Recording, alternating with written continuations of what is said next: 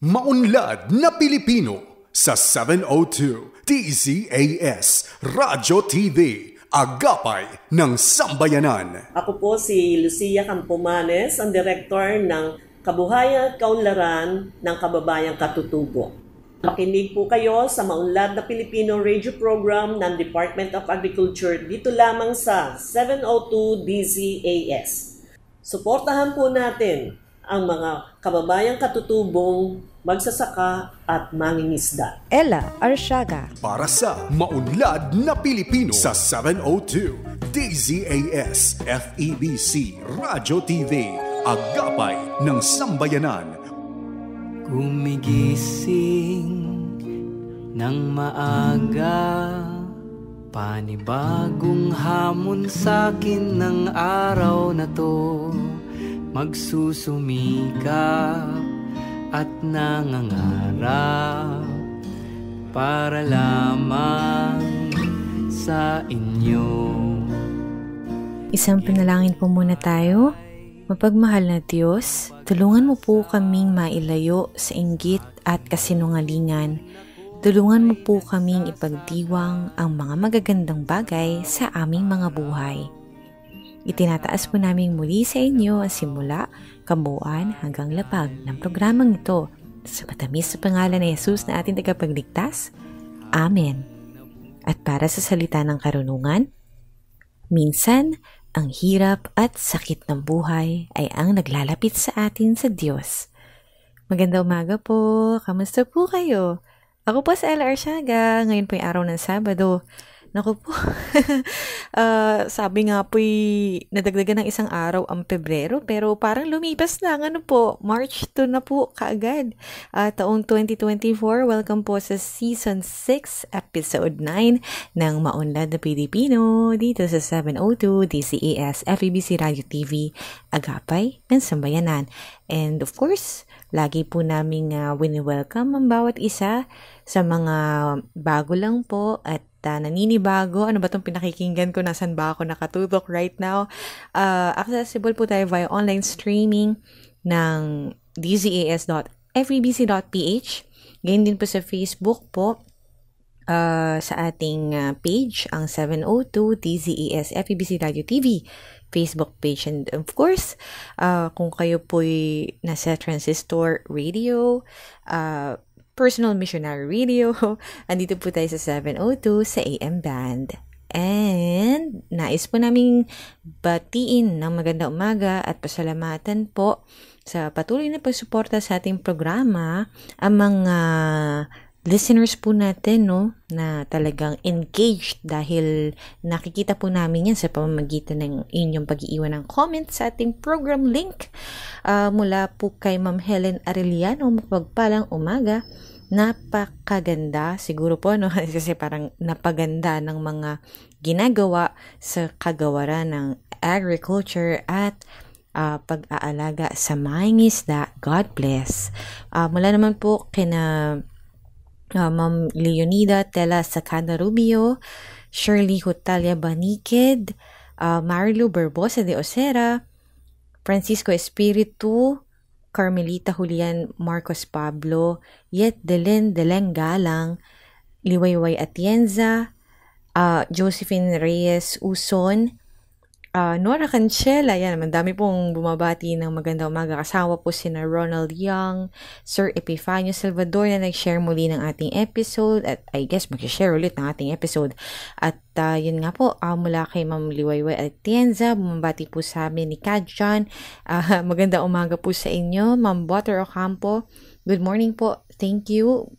God continue to bless everyone. We hope wala kaming na-miss. Ma'am Lilian Guerrero, mapagpalang Sabado ng umaga, Miss Ella at Kadjan. Ganyan din po, of course, kay Ma'am Dulce Alicante. O, diba? Muntikan pang malingat or ma-overlook, na nag-iwan ng kanyang mensahe. Magandang araw, MNP, Kadjan, Miss Ella, at sa lahat na magsasaka at mangingisda. Thank you so much for sharing information about DA. God bless po. Bye-bye. Siyempre po, masaya po kami na ibahagi sa inyo kagaya na nga lang po this morning. Tungkol naman po sa tinatawag na, siguro po hindi nyo pa po ito narinig ng palagian kasi nagpalit daw po sila ng pangalan. Mamaya papakilala po natin ang Youth Internship Program on Organic Agriculture or YIPOA. Ito po sa segment natin na Agri On Air, katuwang ang Agricultural Training Institute. At makasama po natin ng Acting CDMS Chief ng ATI RTC 9 na meron pong regional office sa Balintawak, Pagadian City, si Ma'am Gloan Darunday. Abangan po yan maya-maya lamang. Siyempre patuloy po tayo. Meron pa pong bukod dyan ang editorial ni John Enriquez, ang ating Regions on the Go. Amin pong inihahatid kasama ang ating mga farmcasters, gayon din ang Agri-History at Farmtastic Pinoys kasama si Imari Vergara. Atin naman pong katuwang sa tinatawag nating segment na Unlad Komunidad ang DA Philippine Rural Development Project. At syempre hindi po papahuli ating Agri-Trivia segment na Batid ba ninyo? Mamaya po, abangan tungkol po yan sa ating Rice Science Museum. Ay syempre po, lingkod po namin yan sa inyo. Isang oras na itik sa impormasyong ugnay sa agrikultura. At ngayon, sa kanyang bahagi tungkol po sa pag-cite po ng DA sa BPI or Bureau of Plant Industry contributions sa ating pong food production at farm modernization. Makasama po natin, syempre, si John Enriquez. John. John Enriquez para sa Maunlad na Pilipino sa 702 DZAS Radyo TV, Agapay ng Sambayanan. Isang magandang umaga po sa inyo lahat. Ngayon po ay Sabado, ikalawang araw sa buwan ng Marso. Yan yung po, bilis ang panahon, mapapasak na tayo sa pangatlong buwan o unang quarter ng taong 2024. Alam niyo po, ang kagawaran ng pagsasaka ay merong task agencies na tumutulong sa central office sa mga iba-ibang mga proyekto na kaugnay po sa pagsasaka at pangingisda. At sa katunayan po, nang dumalaw si Secretary Laurel sa BPI o Bureau of Plant Industry sa ika-94th anniversary nila nitong buwan ng Enero, ay nakita niya na kahalagahan ng mga nagagawa ng attached agency nito. Alam niyo po, ang Bureau of Plant Industry ay isa sa mga naunang naitatag nung maitatag ang Department of Agriculture. Ano po? Ngayon, sa pagdilim nito na binigyan po ng pansin ni Secretary Laurel ang mga ambag ng naibigay ng Bureau of Plant Industry sa pagpapataas ng mga gawaan tungkol sa pagsasaka, pagpapaganda ng kilos. Kasama dito yung pagbibigay ng magagandang binhi, yung mga planting materials, yung mga pagsasaayos ng mga teknolohiya sa pagsasaka, yung mga bagong teknolohiya na binibigay sa mga magsasaka. Kasama dito yung pagkontrol ng mga sakit na kanilang kinikilala at nire-remedyoan sa iba't ibang uri ng tanim. Meron tayong mga peste ng palay, peste ng mais, peste ng gulay. Alam niyo po, kahit sa gulay may iba-ibang peste, hindi isang peste lang sa gulay. Iba-iba po rin yan. At yan po ay identified nila. At tuwing ito ay nasa panahon ng pagtatanim ng isang particular na gulay, kanilang nasusubaybayan at bibigyan din ng tulong. Ano po? Noong nakaraang taon lamang, ang Bureau of Plant Industry ay nakapagbigay ng 72 tonelada ng mga vegetable seeds at mga legumbre para sa daang-daang mga magsasaka. Kasama din dito yung mga 82,000 piraso ng planting materials para mapataas ang produksyon ng pagkain at ang maging produktibo ang bukid. Nag-certify din dito na mahigit na 5.8 million bags ng rice, corn, at mga feed legumes, mga legumbre, na nagpataas sa kita ng mga magsasaka o sa ani ng halos 30%. Ang Bureau of Plant Industry ay nagbigay din ng biosafety permits para maibigay ang mga ligtas na biotechnology sa ating bansa. Sa mahigit na 400,000 clearances ang naisya ng BPI para sa domestic transport na para maiwasan ang pagkalat ng mga peste sa ating bansa. At dito nga po, nag-issue din ng BPI ng 2,000 noong 2023 ng 80,000 import clearances. Ano po, sa loob lamang 85% na ibigay sa loob lamang ng 24 na oras. Bakit yung po nabanggit ito sa inyo? Alam niyo po kasi, ang inaano ko dito, ang ginagawa ngayon ng Secretary Laurel ay tinitingnan yung mga programa ng iba't ibang ahensya, attached agency po. At ito nga, ang una pa nga saan napuntahan pa nga ng Secretary Laurel dun PhilRise Ano po, nung pang yun, December. Ngayon, ito nga napuntahan niya, BPI, hindi niya na nalaman kung ano katayuan nito at yung pong mga ginagawa. Tinignan niya history niyan. Marami pong maidadag na makakabuti dahil ito pong ni Secretary Laurel at alam patatagin, pataasin ang modernisasyon ng mga gawain ng mga magsasaka at ang pinakamahalaga, tumaas ang produksyon. Ngayon naman, dumalo tayo sa ating mga kababayan, mga kapwa-broadcasters para sa ating Regions on the Go. Nagsagawa ng provincial turnover ceremony ng mga makinaryang pansaka na may kabuuang halaga ng 280 million pesos sa bayan ng Nara, Palawan nitong Pebrero. Ito ay sa ilalim ng Rice Competitiveness Enhancement Fund o RCEF Mechanization Program na pinangunahan ng Philippine Center for Post-Harvest Development and Mechanization of PhilMech. Naging kinatawan ni Regional Executive Director Attorney Christopher Arbania sa aktibidad si Agricultural Program Coordinating Officer Vicente A. Binasahan. Mensahe niya, nawa ang binigay ng DA ng mga makinarya ay makatulong sa pagsasaka at magamit ng mga kooperatiba at asosasyong benepisyaryo na siya magpapalawak at magpaparami sa produksyon ng bigas sa lalawigan ng Palawan. Hinikayat rin ng opisyal na paigtingin ang Farm and Fisheries Clustering and Consolidation ng F2C2 program.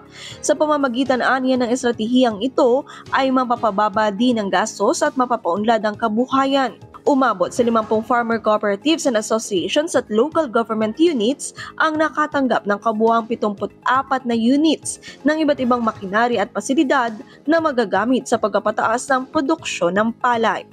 Mel Francisco nag-uulat para sa Department of Agriculture, Mima Ropa. Ang pili, Canarium ovatum ay itinuring na isang majestic tree dahil sa dami ng gamit nito, mula sa mga candy ng pili hanggang sa mga produktong oil-based na pampaganda, pati na rin sa mga produktong parmaceutico. Ngunit teka, meron pa.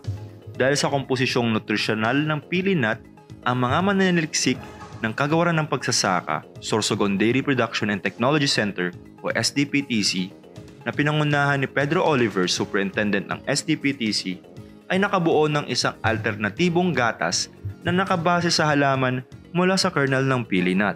Ang pag-aaral na ito ay nagsimula noong March 2022 at pinondohan ng mahigit 1 milyong piso ng Bureau of Agricultural Research o BAR. Si Agnes Espanola, dating Agricultural Center Chief 3 ng SDPTC ang leader ng proyekto, ngunit siya ay nagretiro na noong nakaraang taon. Ang proyekto ay binalangkas bilang suporta sa pangarap ng Sorsogon Provincial Pili Development Board na ideklara ang probinsya bilang kapital ng pili ng bansa sa pamamagitan ng pagpapakilala ng iba't ibang produkto ng pili sa lokal at global na merkado. Kaya inilunsad ng DA Bicol ang Sorsoganons Pili Milk sa SM City Sorsogon noong February 21, 2024. Panauwing pandangal si Bar Director Jonel B. Soriano, binigyan puri niya ang pagsisikap ng mga mananaliksik ng SDPTC sa pagbuo ng isang alternatibong gatas na nakabase sa halaman na mayaman sa vitamins E at magnesium na mabuti para sa pagpapalakas ng boto at kalamnan. Ang mga pili nuts ay mayaman din sa monounsaturated fats, isang kapaki-pakinabang na uri ng taba na makakatulong sa pagbaba ng antas ng masamang kolesterol. Samantala, ang alkalde ng lungsod ng Sorsogon na si Esther E. Hamor ay nagpahayag ng kanyang buong suporta sa komersyalisasyon ng pili milk dahil siya ay isang masugid na umiinom ng gatas. Binigyan diin niya ang pangangailangan ng probinsya na mag-innovate. Si Dr. Geraldine F. De Jesus, Pangulo ng Sorsogon State University, at kasalukuyan chairperson ng Sorsogon Provincial Pili Development Board ay nagpasalamat sa DA sa pagbuo ng isang bagong produkto mula sa pili at nagpahayag ng kanyang suporta sa pagkomersyal nito. Ayon kay Dr. Edgar R. Madrid, Regional Technical Director for Research and Regulations, ay karamihan sa ating mga gatas ay nagmumula sa mga hayop na may limitasyon. Ang inisyal na produktong pili milk na inilunsad ay nasa 100 ml na bote na ipinamigay ng libre sa mga dumalo para sa karagdagang sensory evaluation. Kasama rin sa paglulunsad ang mga kooperatiba at asosasyon ng mga magsasaka ng potensyal na mag-aampon ng teknolohiya ng pili milk para sa komersyalisasyon tulad ng Barcelona Development Co-op, Sorsogon City Fruits and Vegetable Farmers Association, Pili Processors Association of Sorsogon, San Roque Eco Farmers Association, mga magsasaka ng pili at mga processor ng mga pili. Kamakailan ay formal na ibinigay ng DARFO8 ang unang pasilidad sa ilalim ng Integrated Swine Production Initiatives for Recovery and Expansion o INSPIRE program sa Kawayan Fisherfolk Association ng Barangay Kawayan, Libagon, Southern Leyte. Ito ay nagkakahalaga ng humigit kumulang 3.9 million pesos kung saan kasama rito ang pagpapatayo ng perimeter fence, climate-controlled animal house, waste management, kagamitan sa pag-aalaga ng hayop, opisina para sa asosasyon at shower area. Isang malaking tulong ito para sa mga magsasaka na maparami pa ang produksyon ng baboy sa kanilang komunidad. Aabot sa 300 mga baboy ang kayang mailagay sa nasabing pasilidad. Nagkaroon din ng blessing at ribbon cutting bago ang seremonyas ng pagsasalin. Ako po si Janina Brosas, nag-uulat mula sa DARFO8. Nagsagawa ang Department of Agriculture Reon 11 ng ebalwasyon sa mga grupo ng mga magsasaka sa iba't ibang lugar ng Rio ng Davao sa pangunguna ng Regional Agriculture and Fisheries Section. Ilan sa kanilang binisita ay ang mga munisipalidad ng Santo Tomas, Carmen, Panabo, Tagum, Asuncion, Kapalong at Ñucurelia ng Davao del Norte, pati na rin ang Mawab, Nabunturan ng Davao de Oro at Santa Maria ng Davao Occidental. Ito ay isinagawa upang tingnan at paigtingin pa ang implementasyon ng Mag-Umasinsuta Regio Farm Program sa mga membro ng School on the Air Program at tukuyin ang mga hamon sa kanilang hinaharap sa pagsasaka. Mariing hinimok na Information Chief ng Reon 11 na si Elizabeth Torrio ang mga magsasaka na magpalista sa Registry System for Basic Sector in Agriculture or RSBC. Ito ay isang sistema upang gawing lehitimo ang pagkakilanlan ng mga magsasaka at mangingisda sa buong reyon. Sa kanilang parte, ang mga magsasaka ay nagpahayag din ng mga problema tungkol sa pagbaba ng bilang ng kanilang mga membro ng asosasyon. Isa sa mga dahilan nito ay ang paglipat tirahan, pagbabago ng trabaho at problema sa malayong lokasyon. Pinapalalahanan naman ang mga magsasaka na pagtibayin ang asosasyon sa pamamagitan ng paghikayat at pagsuporta at sa isa't isa, aktibong pakikipag-ugnayan at paggamit ng mga alternatibong paraan ng komunikasyon. Ang Mag-Umasinsuta Farm Program ay live na ibino-broadcast ng Department of Agriculture Region 11 tuwing Lunes hanggang Sabado mula alas 4 hanggang alas 5 ng umaga. Live ito sa AgriInfo Davao Facebook page. Mula dito sa Region 11, ito po si John Arquio. John Enriquez para sa Maunlad na Pilipino sa 702 DZAS Radyo TV, Agapay ng Sambayanan. At magmula po sa ating mga balitang hatid ng ating farmcasters, sa bahaging ito tunghayan naman natin ang agri-history. Tungkol po ito sa National Women's Month o ang buwan ng mga kababaihan. Hatid yan sa atin ni Imari Vergara. Markahan na ang inyong mga kalendaryo at maging updated sa agriculture-related happenings dito sa Agri-History. Narito na ang Agri-History segment sa programang Maunlad na Pilipino. Ako si Imari Vergara.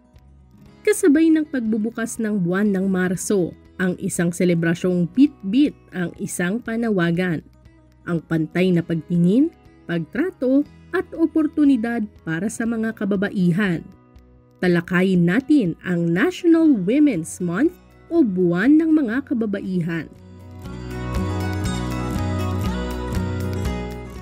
Ang taunang pagdiriwang ng National Women's Month tuwing Marso ay pinangungunahan ng Philippine Commission on Women o PCW.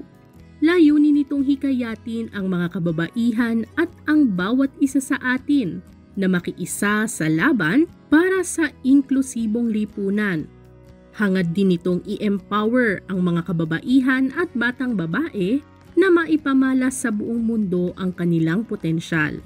Kinikilala rin ng buwan ng mga kababaihan ang pagtutulungan ng pamahalaan at pribadong sektor upang mapunan ang gender gaps at mabigyan ng akses ang mga kababaihan at batang babae sa iba't ibang interbensyon at oportunidad.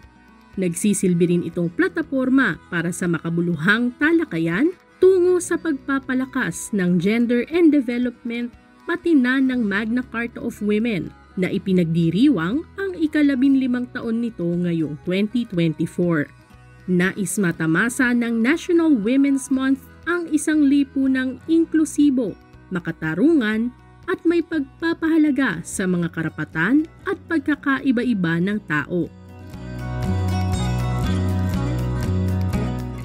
Nakaangkla ang selebrasyon ng National Women's Month sa temang We for Gender Equality and Inclusive Society mula 2023 hanggang 2028. Nakabatay rin ito sa Philippine Development Plan 2023 to 2028 na nagbibigay halaga sa inklusibong pag-unlad at pantay na oportunidad para sa lahat upang makamit ang isang bagong Pilipinas.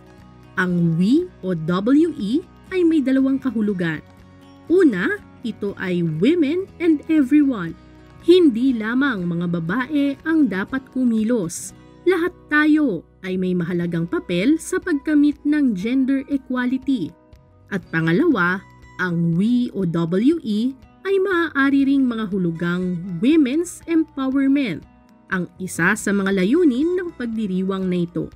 Sub-theme naman ng Buwan ng Mga Kababaihan ngayong taon, ang lipunang patas sa bagong Pilipinas, kakayahan ng kababaihan patunayan. Panawagan nito ang isang bagong Pilipinas kung saan walang gender bias o diskriminasyon na hahadlang sa mga kababaihan upang maging aktibong kabahagi sa pagkamit ng pambansang kaunlaran. Isa ang sektor ng agrikultura kung saan makikita ang aktibong partisipasyon ng mga kababaihan. Ayon sa DA Registry System for Basic Sectors in Agriculture, sa 7,652,448 na manggagawang agrikultural sa bansa, as of December 31, 2023, 3,320,627 o 43.4% ay mga kababaihan. Patunay lamang ito na kayang-kaya rin ng mga kababaihan ang isang labor-intensive at mateknikal na gawain tulad ng pagsasaka, paghahayupan at pangingisda. Isang mahalagang pangyayari sa ating agri-fishery sector ang natutunan natin this week. Sundan ng Maunlad na Pilipino online sa facebook.com/Maunlad na Pilipino. I-like at i-follow rin ang Department of Agriculture sa Facebook at YouTube. Magsama-sama tayong muli sa susunod na Sabado. Ako si Imari Vergara para sa Agri-History! Ayan po, ating buwan ng Marso para sa Agri-History. Kayo po'y nakatutok pa din dito sa Maunlad na Pilipino. Ella Arsiaga. Para sa Maunlad na Pilipino sa 702 DZAS FEBC Radio TV, Agapay ng Sambayanan. At para po sa edisyong ito, hatid sa atin ng DAATI o ang ating Agricultural Training Institute. Binabahagi po namin sa inyo ang ating segment na kung tawagin natin ay Agri On Air. At para po sa ating Agri On Air ngayong umaga, makakasama po natin ang ating acting CDMS Chief mula po sa ATI Regional Training Center 9. Regional office po nila sa Balintawak, Pagadian City. Walang iba kundi si Binibining. Or Ma'am Gloan N. Darunday para po sa ating Youth Internship Program sa Organic Agriculture. Malalaman natin yan maya-maya lamang at syempre bago po ang lahat, welcome po sa ating program. Kamusta po kayo, Ma'am? Hi po, Ma'am Ella. Greetings po sa lahat ng ating tagapanood or tagapakinig ng inyong programa. At masaya po in behalf of ATI RTC 9, maraming salamat po sa pag-imbita sa amin sa inyong programa. Of course, we would also like to thank ang ating ATI Central Office, ISD. Thank you so much po sa bahagi ito na ating programa. Mamaya pa po sa ating acknowledgements later on in our interview or panayam. Pero bago ang lahat yan, Ma'am, gusto po namin malaman, ano po ba yung, paano bang basa nyo dito? YIPOA?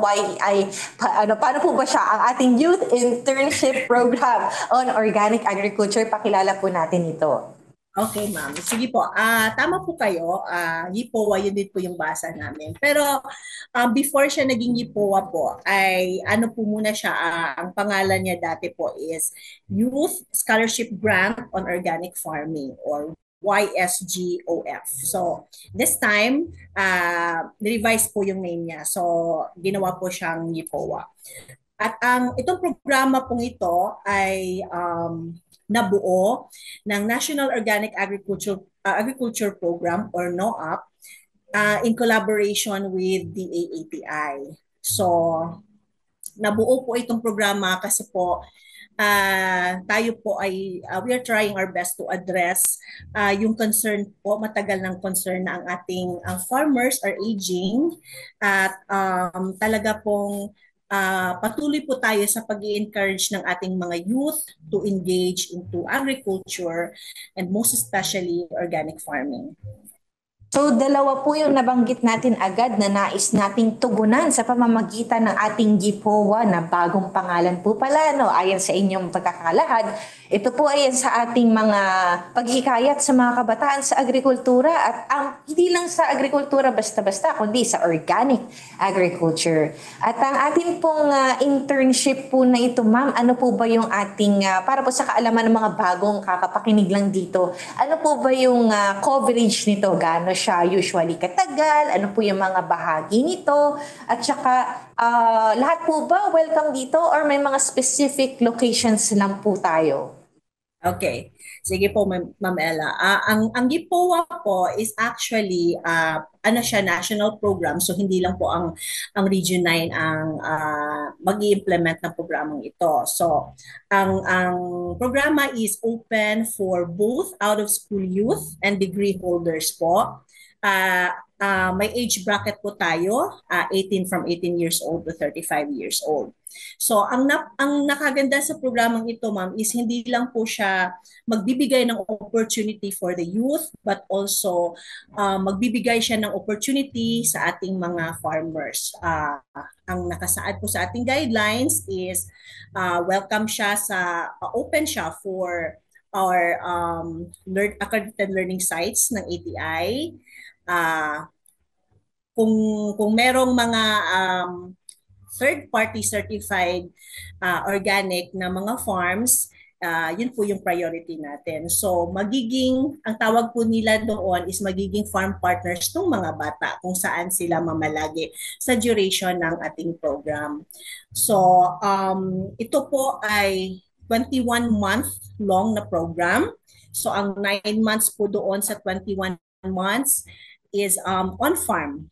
no? So on the farm ang mga bata, and then yung remaining 12 months po ay doon po nila i-implement ang kanilang napiling business or enterprise, no, na ipuput up kasama doon sa 150,000 grant na ibibigay ng national para sa ating mga grantees. Dito nga po, no, sabi natin meron tayong age bracket, may specific program po sila na aasahan kapag sila ay nakapasa. Doon po tayo sa application siguro, ma'am. Yung kumbaga, papaano po sila, yung actual process po na pwede sila magpasa ng requirements. Okay po, dito po sa based sa ating guidelines po, kailangan po nilang mag-submit ng syempre po application. Meron po tayong mga corresponding forms po doon sa kanilang i-comply ng mga documentary requirements. So meron po tayong deadline at dito po sa Region 9, at tatanggapin po namin ang lahat ng applications both for the young farmers and the farm partners up to February 16. So hanggang Friday lang po kami tatanggap ng mga applications. So after po doon, magko-convene po ang Regional Screening and Selection Committee or RSSC para po mag-shortlisting, no? Pipiliin po natin yung mga pinakakarapat-dapat po na mga grantees or and farm partners po para sa ating programa. And after po doon, pag nakapag-shortlist na tayo, syempre i-field validation namin yan, ma'am. Bibisitahin kung syempre no, i-check natin kung deserving ba talaga yung bata or yung farm partner na maging part ng ating programa.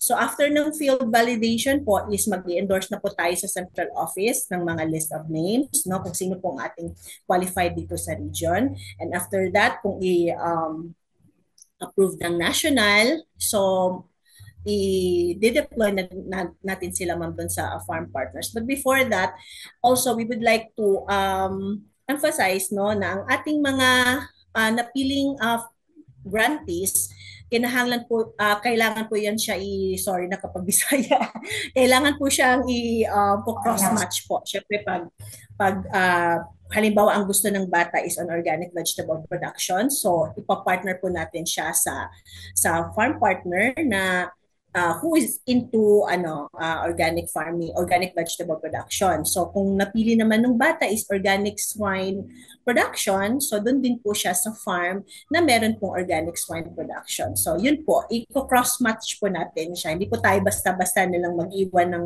mga bata. Dapat po match po yung interest ng grantee at saka ng farm partner po para maturuan at matuto talaga.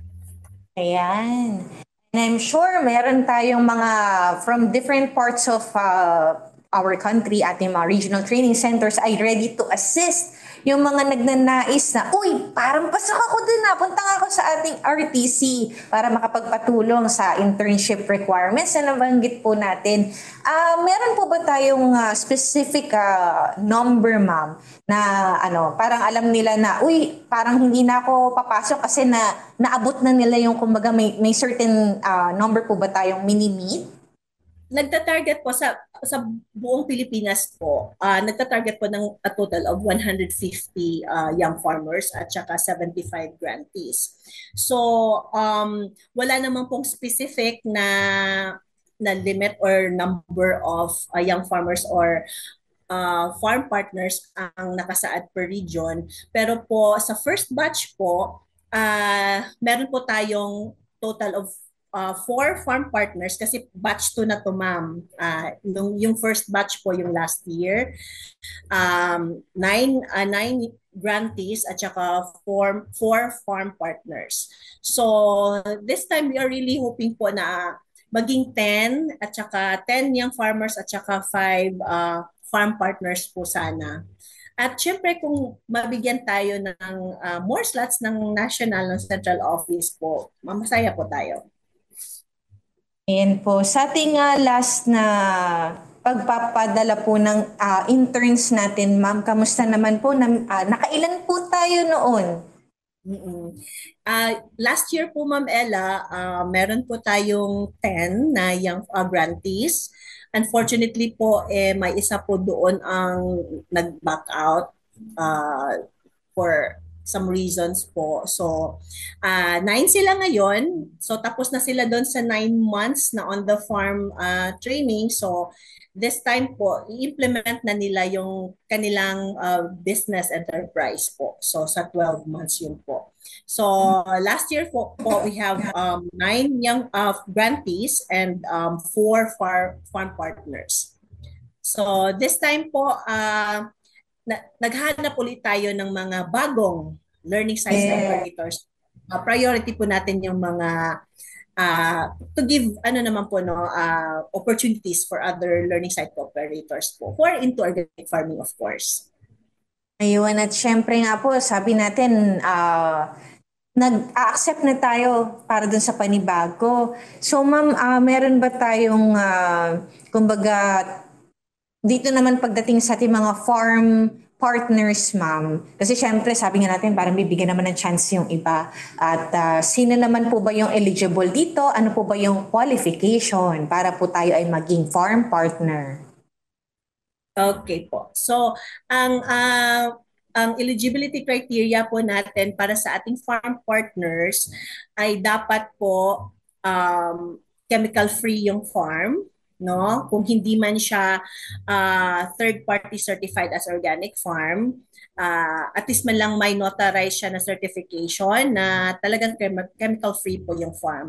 And preferably po, we are giving priorities po sa ating accredited learning site, ETI accredited learning sites for the region. And number 2, must be in operation for at least a year. And he has a farm has farm activities within the value chain, either production, value adding, processing, or marketing, has basic farm tools, equipment, or facilities needed for its operation. So, syempre po, dapat po yung farm mismo may safe na kung saan pagsistayhan ng bata, may facility. And can provide food for the interns during the 9-month intensive training program. And dapat mo sila mag-create ng internship program plan or IPP for that 9 months. Kung anong mga mangyayari at anong gagawin nila for the span of 9 months. And of course, with good community standing and has no proven derogatory record. Okay, and the farm area is not part of conflict zones. Okay. So far po, yan po yung ating eligibility criteria. Ayan, so safe na safe ang mga kabataan natin at ini-ensure natin ito sa pamamagitan ng criteria na ito. Narinig naman natin na mapapakain sila dapat, merong sapat na yung facilities, ayan, yung mga nabanggit natin. And of course, dito nga po sa paggawa nila ng programa, kasi sabi po natin kanina magpapasa rin sila or siguro meron tayong makikita when they avail na, gusto namin maging farm partner. So ito po yung program namin. Doon po ba sa program na yun, merong inputs, ATI, meron ba tayong parang how do we develop yung program na to para sa mga bago nating farm partners? Ang nag-o-offer po tayo ng during the 9-month period, ma'am, makakatanggap po ang ating farm partners ng 5,000 as mentoring fee. Every month po yun, 5,000 a month. And at the same time, yung grantees po natin ay makakatanggap din po ng the same amount, 5,000 per month each para as monthly stipend. Okay? So, dun po sa farm, ma'am, syempre po doon i-mentor nila yung mga bata at saka mga may hands-on activities, of course, and mga discussions, and meron naman po silang tinatawag nating day off, bibigyan po sila ng 4 days off a month. Okay, so okay, Mabella. At meron din po tayong, yes po ma'am, at nakakatuwa po ito para sa mga magiging grantees po natin ng programa na ito. Umaga, nandun na lahat. Papasok ka na lang, matututo ka na lang. Ano pa po ba, ma'am, yung ating masasabing mga, bukod po sa mga nabanggit na natin, which ang dami na ha, 5,000 per month, a stipend. Ang ating mga benefits pa po, meron pa po ba tayong nakalimutang banggitin para po sa ating youth interns, sa ating farm partner, and of course, for the whole agriculture sector? Okay po. After po ng 9 months yung 9 months out of the 21 months, once ma-complete nila ito, ma'am, is makakatanggap po ang ating mga grantees ng a total amount of 150,000 pesos each. Ito po yung magiging startup capital nila para dun sa business enterprise na napili po nila. Kanilang choice po yun kung anong gusto nilang i-put up. So, for the 12 months, ma'am, doon po nila i-implement yon. Siyempre, hindi po mawawala doon, hindi pa mawawala ang mga farm partners.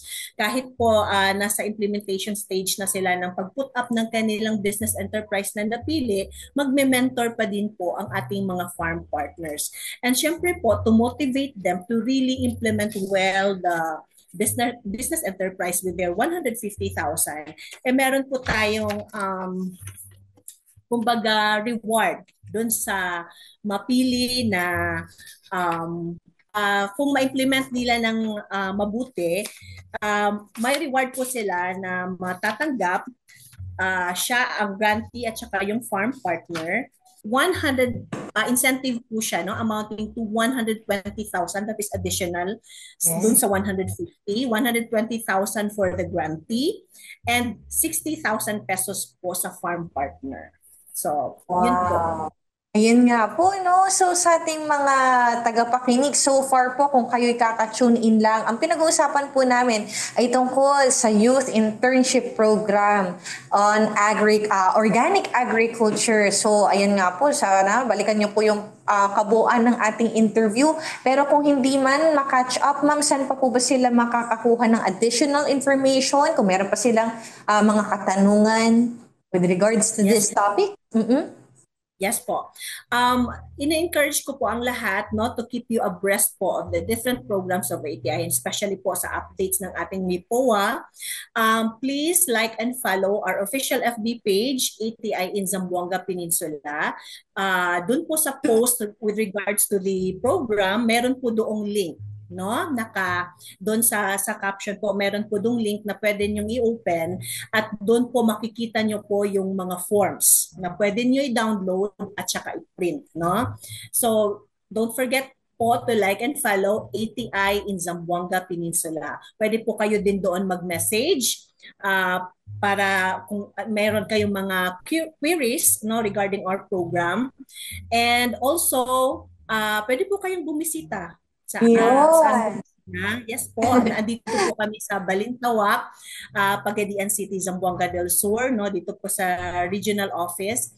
And pwede po ninyong hanapin ang ating organic agriculture focal person in the person of Mr. Elias Nayal, or ako po, pwede niyo po akong hanapin, no, para po kung meron kayong mga katanungan, ma-assist namin po kayo. Ma'am, dito po sa ating, bago lang tayo tuluyang magtapos, pahapyawan lang natin ng saglit, ang CDMS po, ano po ba ito at meron po ba tayong mga nakalinya pang programa for this year? Okay, ang CDMS po is Career Development and Management Services Section. Sorry po.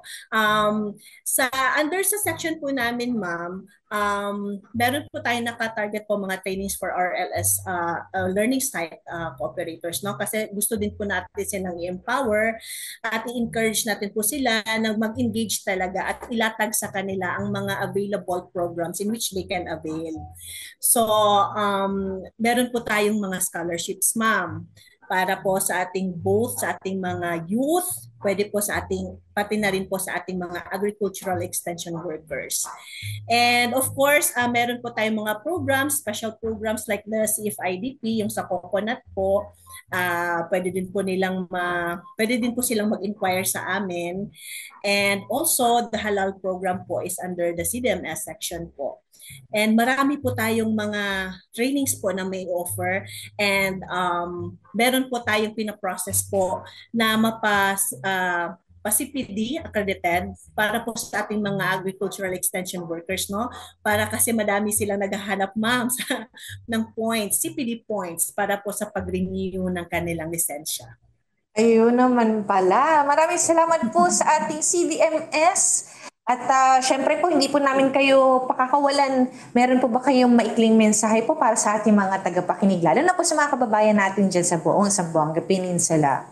Okay po. So, sa ating mga kabataan at mga farm cooperators po sa Zamboanga Peninsula, including po our agricultural extension workers, in-encourage ko po kayo, pwede po kayong humabol pa sa pag-submit ng inyong application.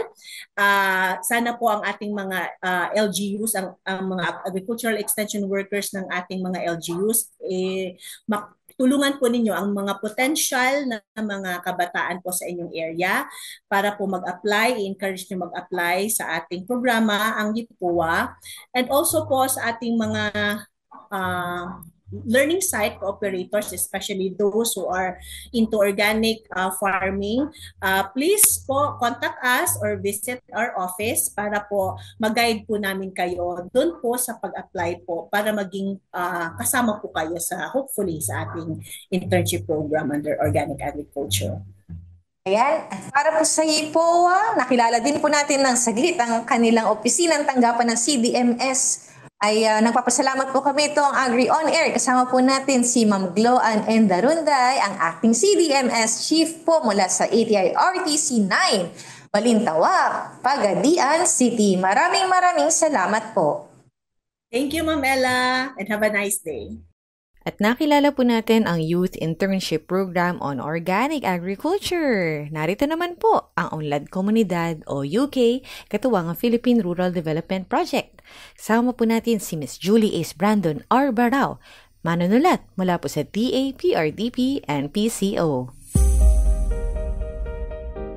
Ngayong umaga sa Unlad Komunidad, mapapakinggan natin ang balita tungkol sa ginanap kamakailan na Phase 1 Orientation Training on Regional Perspective Planning Process sa pangunguna ng Local and National Level Planning o IPLAN component ng Department of Agriculture, Philippine Rural Development Project o DAPRDP Scale Up na ginawa noong nakaraang linggo sa Palawan. Ang 4-day training ay naglalayong tulungan ang IPLAN staff ng Project Support Offices at Regional Project Coordination Offices na maunawaan ang mga prinsipyo at konsepto ng investment planning at programming. Ang mga kalahok ay nagkaroon ng mga workshop upang mas lalong mapalawak at mapahusay ang kanilang kaalaman sa mga pamamaraan sa investment planning at data analytics sa kani-kanilang rehiyon sa pamamagitan ng paggamit ng investment dashboard. Tinuruan rin ang mga PRDP IPLAN staff kung paano gamitin ang software ng Geographic Information System. Kasama na rin sa training ang orientation ng iba't ibang aspeto ng GIS tulad ng data manipulation, visualization at spatial analysis. Ang mga teknolohiyang ito ay malaking tulong para sa mga investors para magabayan sila sa kanilang desisyon base sa mga natatanging characteristics ng isang lugar sa pagtiyak na ang mga estratehiya sa kanilang nais pamuhunang negosyo at kabuhayan ay maabot ang pinakamataas na potensyal tungo sa sustainable development ng mga rural areas. Binigyang diin ni Attorney Christopher R. Banyas, ang Regional Executive Director ng DA4B, ang kahalagahan ng pagsasagawa ng training at orientation upang mabusising masuri ang iba't ibang bagay na nakakaapekto sa produksyon at kita ng mga magsasaka. Ang mga ito ay binubuo ng logistics, marketing, intermittent power sources sa mga probinsya at lumalalang kalusugan ng lupa. Ayon kay Attorney Banyas, ang mga matututunan nila sa mga bagong teknolohiya ay inaasahang bubuo ng Regional Agriculture and Fisheries Investment Portfolio o RAFIP na magiging isa sa mga basehan ng PRDP para sa pamumuhunan at magiging input ng investment programming ng ahensya. Ang mga session ay pinangunahan rin ng 2 eksperto na nagbigay ng lecture sa mga participants. Ibinahagi rin ni Ms. Catherine Vidar, isang expert sa investment programming, ang kanyang mga kaalaman sa harmonized planning, investment programming at budget. Si Professor Moises Dorado, na isa ring expert sa Integrated Spatial Planning Analysis, ay nagbigay ng lecture tungkol sa isang tool na makakatulong sa systematic na pag-identify at pag-prioritize ng mga investments na batay sa mga natural resources, planned functional roles ng mga specific areas sa mga rehiyon. Ayon rin kay USEC Agnes Catherine T. Miranda, Undersecretary for Attached Agencies and Corporation at National Project Coordination Office at iPlan Component Head, na kailangan palakasin ang mga kawani ng iPlan, bunga ng kanilang mahalagang papel ng mga participants sa pagpapalakas ng partnership sa mga stakeholders at partners ng DA. Makakatulong rin ang training sa pagbuo ng pagpapatupad ng Provincial Commodity Investment Plan na ginagamit sa pag-prioritize ng mga sub-project at infrastructure ng enterprise. Para sa iba pang balita tungkol sa panibagong DAP-RDP Scale-Up, patuloy na makinig tuwing Sabado ng umaga dito sa Unlad Komunidad, ang programa sa radyo ng Department of Agriculture, Philippine Rural Development Project, enabling communities, expanding opportunities. Maraming salamat, Ma'am Julie. Abangan pa ang mga inihandang bahagi ng DAP-RDP. Tutok lang sa Unlad Komunidad dito pa rin sa MNP 702 DZAS. At syempre, oras na para kilalanin ang ating mga natatanging Farmtastic Pinoy. Kasama po natin si Imari Vergara. Kilalanin ang mga natatanging Pinoy na may natatanging kontribusyon sa sektor ng agrikultura. Farmtastic Pinoys! Farmtastic Pinoys na! Ako muli ang inyong segment host na si Imari Vergara at hatid ko ang mga nakamamangha at nakakaantig na kwento ng mga huwanang nagtagumpay sa larangan ng agrikultura ngayong buwan ng mga kababaihan. Bibida sa ating segment ang isang babaeng humarap at hindi nagpatalo sa matitinding unos ng buhay. Ang kanyang naging sandigan, ang Panginoon, ang kanyang pamilya at ang pagsasaka. Kilalanin natin si Maylene Verador Tayapad. Tubong Lagonglong, Misamis Oriental, at ipinanganak noong March 17, 1980 si Maylene Tayapad. Lumaki siyang walang ama kaya sa murang edad ay kumakayod na siya para sa pamilya. Sandamakmak ang kanyang mga raket ngunit napagtapos niya ang sarili sa pag-aaral. Pangarap ni Maylene na bumuo ng isang masayang pamilya. Sa kasawiang palad ay dumanas siya ng pang-aabuso sa kamay ng asawa. Kalaunay nakilala rin niya ang lalaking tunay na makakatuwang sa buhay at tatayong ama sa kanilang 4 na anak. Taong 2001 nang ma-diagnose ang kanyang cancer. Dahil kapos sa pampagamot ay pinili niyang uminom ng mga halamang gamot. Cancer-free na siya ngayon. Pinalakas nito ang kanyang pananampalataya sa Diyos at napukaw rin nito ang kanyang interes sa organikong pagsasaka.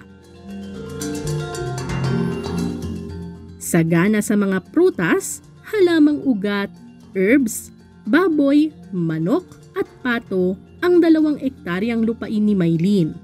Pangunahing pananim niya ang turmeric o luyang dilaw. Mga baon ng niyog ang gamit na aerator sa kanyang turmeric farm. Mahigpit din niyang ipinatutupad ang no-burning policy sa farm, lalo't mabilis lamang kumalat ang apoy sa mabubundok na lugar tulad ng kanilang barangay. Dahil si Maylene at ang kanyang partner lamang ang trabahador sa farm at puro organiko ang kanyang mga pataba, wala siyang production costs. Hindi rin niya kailangan ng pestisidyo dahil inaayawan ng mga daga at iba pang peste ang amoy ng tanim niyang turmeric. Pinoproseso rin ni Maylene ang kanyang mga ani upang maging Roselle tea, taro chips, banana chips at iba pa para sa dagdag na kita.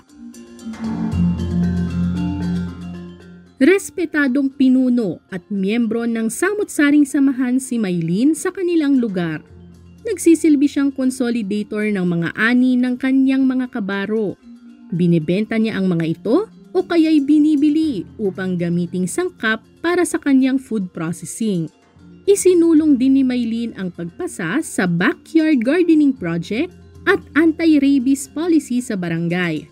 Siya rin ang naging susi upang maiugnay ang komunidad sa DA at makatanggap ng ayuda. At kung nooy biktima siya ng pang-aabuso, ngayoy sinusuportahan na niya ang mga kababaihang humaharap sa domestic abuse na iulat ito sa kinauukulan. Ang kanyang kahanga-hangang katatagan at determinasyong magtagumpay sa larangan ng pagsasaka, dagdag pa ang kanyang magandang impluwensya sa komunidad ang dahilan upang tanghalin si Maylene bilang national winner sa 2023 DA Search for Outstanding Rural Women. Nung nag-umpisa talaga ako, sinabihan ako na hindi daw ako makapaaral sa aking anak. Sabi ko, Lord, makapag-aral ako at saka maitayo ko talaga yung pangarap ko talaga na processing. At ngayon kahit maliit po siya, pero may pagmalaki ko na po sa mga customer ko na yung binibili nilang produkto po na galing sa farm namin, pinaprocess ko po ng maayos po. Marami pong bumibili at nagtitiwala. Gusto ko po, maingganyo ko po yung ibang kababaihan na hindi mo kailangan pumunta sa ibang bansa para kumita ng pera kasi yung pera nandito lang eh. Yan si Maylene Verador Tayapad, Certified Farmtastic Pinoy.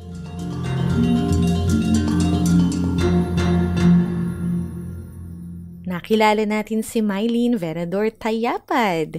Thank you, Marie. Ayan po ang ating Farmtastic Pinoy para sa araw na ito. And welcome po sa ating Agri-Trivia segment na Batid ba ninyo? Magandang umaga po ulit! Ang segment na ito ay katuwang nahatid ng ating DA AFID Special Mention kay Ira Cruz. Mahilig ba kayong pumunta sa museum? Batid ba ninyo na mayroong museum para sa ating staple food, ang rice? Ang siyensya na nakapaloob dito gamit ang iba't ibang koleksyon at materyales na makikita sa rice farming community sa Pilipinas.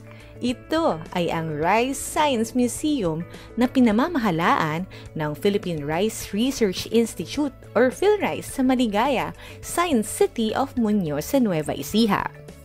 Nagsimula ang operasyon ng nasabing museo noong 2004 bilang isang advokasya ni Dr. Diadem Gonzalez Esmero, Museum Curator, upang mas mapaigting pa ang rice science communication and education at mas maintindihan ng Pilipino ang kahalagahan ng rice bilang ating staple food.